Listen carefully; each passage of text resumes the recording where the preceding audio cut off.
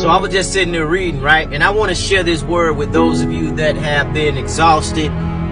You're tired. You have become weary and well-doing. Those of you that go to sleep at night, you get 6 hours of sleep and you still wake up tired. I want to share this word with you. So I was reading in Mark 6.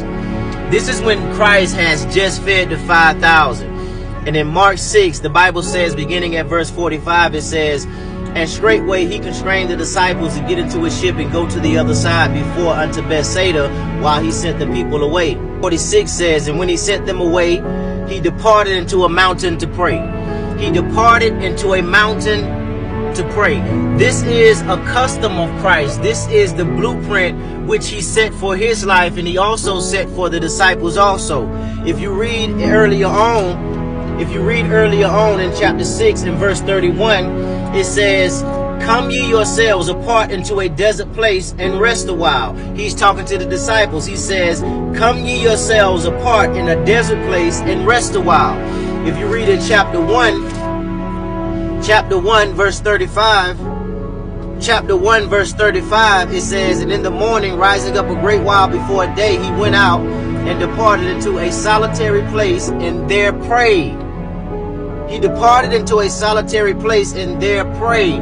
Christ had a custom, and this is what he taught his disciples, to pull away and go into a solitary place, go into a desert place, go into a mountainous place and pray.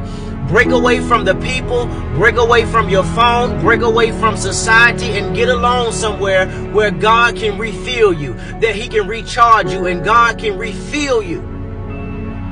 You get that? Because Christ was doing great miracles. He was laying hands on the sick.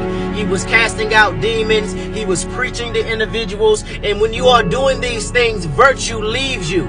That's what the Bible says concerning the woman with the issue of blood, that when she touched the hem of his garment, that virtue left from him. So when you are laying hands on the sick, when you are prophesying, when you are casting out demons, virtue is leaving from you. So you have to know and you have to discern when it's time to pull away from everything and go into a solitary place, just you and God, so that he can pour into you, so that he can refill you and he can refuel you for the journey that you have ahead. Because if you're going to move in great power and cast out demons and perform great miracles, you're going to have to stay in the face of God so he can constantly recharge you, refill you, and pour into you.